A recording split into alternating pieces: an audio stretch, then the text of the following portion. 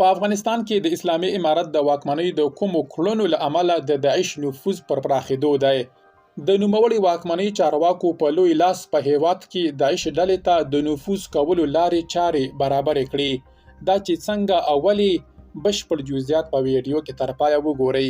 پاتمنو لیدونکو ستړي مه شئ.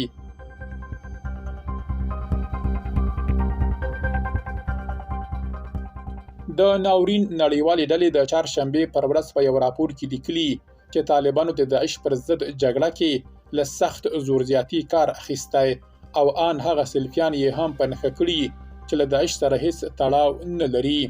د دې ډلې پر باور که څه هم سلفیزم د داعش د فکري بنسټ اساس جوړوي، خو ډیر شمیر سلفیان په خپله له داعش سره مخالف دي. د خپاره شوي راپور له مخې د سلفیانو پر وړاندې د طالبانو د تاوتریخوالي ډک چلند برعکس پایله ورکړې او د دې لامل شوي چې د دې مذهبي ډلې ډیری غړي داعش ته نږدې شي. ان د هیواد په شمال کې یو شمیر تاجک وسلوال له طالبانو جلا شوي دي.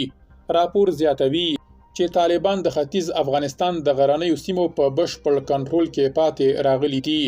دا ستونزمنې سیمې د داعش لپاره پټنځي دي، لکه څنګه چې یو وخت د طالبانو او له شوروي سره د جنګیدونکو مجاهدینو لپاره وي.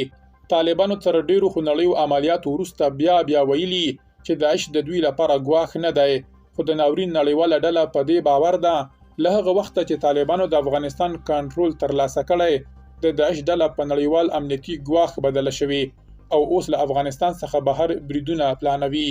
راپور ټینګار کوي چې که څه هم په 2015 زیږدیز کال کې د داعش د بریدونو شمیر کم شوی، خو احتمال لري چې خپل بریدګر ځواک بیرته ترلاسه کړي.